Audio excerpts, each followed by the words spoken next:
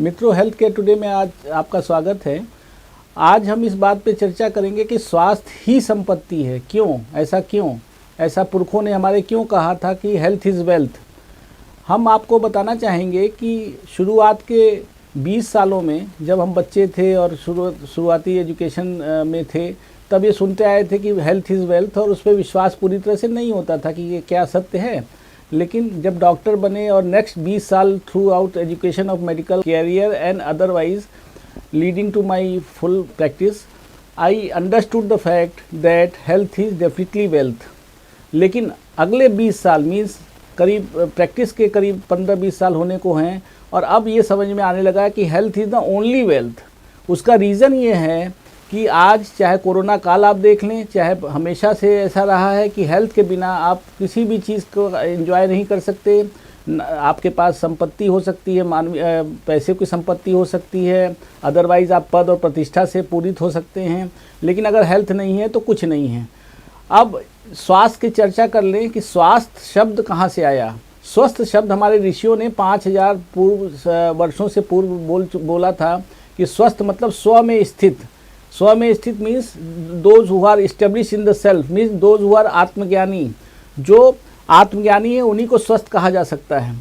और हेल्थ की WHO ने परिभाषा दी है कि health is not merely the absence of disease but the presence of physical, mental, social and spiritual well being of the individual. So इतने शब्दों के बावजूद स्वास्थ्य को पूरी तरह समझाया नहीं जा सका, और अपने ऋषियों ने इस बात को बहुत पहले समझ लिया था, क्योंकि जब तक आप मानसिक, शारीरिक, आर्थिक, सामाजिक और आध्यात्मिक रूप से स्वस्थ नहीं हैं, तब तक आप स्वस्थ नहीं कहे जा सकते। क्योंकि कोई भी व्यक्ति जब तक धर्मपूरित अध्यात्म में नहीं गया है और उसने अपने जीवन का महत्व नहीं समझा, ईश्वर से अपना संबंध नहीं समझा, तब तक उसको स्वस्थ कहना मुश्किल होगा। अब एक और कहावत शुरू से एक संस्कृत में सूक्ति है कि शरीर माध्यम खलु धर्म साधनम। शरीर माध्यम है धर्म करने का। धर्म, अर्थ, काम और मोक्ष, ये 4 संपदाएं बताई गई हैं, और इससे ही जीवन पूर्ण होता है। और अगर शरीर स्वस्थ नहीं है तो वो कभी भी 4 धर्म तक नहीं पहुंच सकता मानव।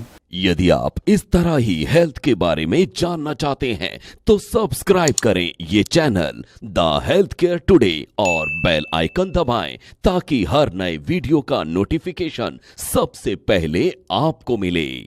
इसलिए हम लोगों को ये समझना पड़ेगा कि प्रतीचि और प्राची का मेल सुंदर, यह सर्व विद्या की राजधानी। हमारे काशी हिंदू विश्वविद्यालय में महामना मदन मोहन मालवीय जी ने ये बात कुलगीत में ही कहलवा दी थी कि यहाँ पे प्रतीचि और प्राची मतलब पुराना और नया दोनों के संयोग से ज्ञान को लेके और हम अपने स्वास्थ्य को संवर्धित करें, जिसमें योगा, अपना दिनचर्या, खान पान, आहार विहार, 2 शब्द आते हैं, आहार और विहार। आहार मीन्स आप जो भी लेते हैं, चाहे वो नेत्रों से देखते हों, चाहे वो कानों से सुनते हों, चाहे वो आप खाना खाने के रूप में, वायु के रूप में, जल के रूप में, और जहाँ वातावरण है आपका, चाहे उसको ध्यान में रखा जाए। आपकी जो लाइफ स्टाइल है, और इस बात का भी ध्यान रखना पड़ेगा। तो ऐसी स्थिति में जब तक आपका स्वास्थ्य, शरीर के सब अंग जैसे काम नहीं करते तो एक अंग परेशान है तो भी दिक्कत आएगी। उसी तरह जब तक आपके ये 4 अंग काम नहीं करेंगे, धर्म, अर्थ, काम और मोक्ष, अगर आप किसी कारण से पैसों से दिक्कत में हैं तो आपकी लाइफ पूर्ण नहीं कही जा सकती।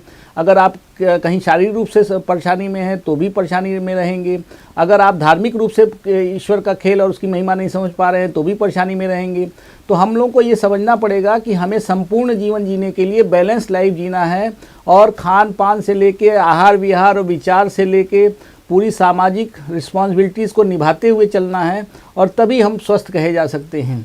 ऐसी स्थिति में जब तक हम पुराना ज्ञान नहीं जानेंगे कि ऋषियों ने क्या बोला, आयुर्वेद में क्या कहा गया है। Ayurveda is science of life. Ayurveda कोई ट्रीटमेंट नहीं है, Ayurveda is science of life, जीवन का विज्ञान है कि जीवन को कैसे जीना है। उसी में योगा भी आता है। Yoga is not a part something other than Ayurveda. Ayurveda is total science of life which is given in the Yajurveda portion of the Vedas. 4 जो वेदास हैं उसमें यजुर्वेद में आयुर्वेद का पूरा डिस्क्रिप्शन है।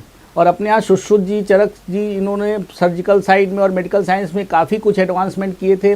हम लोगों को, नए छात्रों को या नए लोगों को पता भी नहीं है कि सुश्रुत और चरक संहिता में क्या क्या लिखा हुआ है। और आज अगर हम रिसर्च करके निकाले, देखिए कोरोना काल में ही इन सब का उपयोग समझ में आ रहा है और आगे भी इस बात को रिसर्च करके इसको पूरी करना पड़ेगा।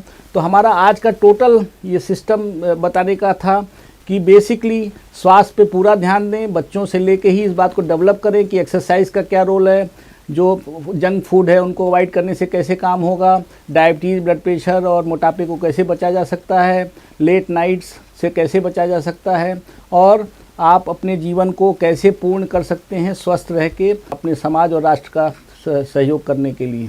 साथियों, आज की बात पे फिर से स्ट्रेस करते हुए हम ये कहना चाहेंगे, आरोग्यम धन संपदा, रोग रहित शरीर ही राष्ट्र, समाज और परिवार के लिए सहायक हो सकता है और आपकी उन्नति और धर्मपूर्वक जीवन जीने का तरीका भी इससे ही पूरित होगा। तो इस बात का ध्यान रखें कि health is the only wealth. हम रखें आपका ख्याल।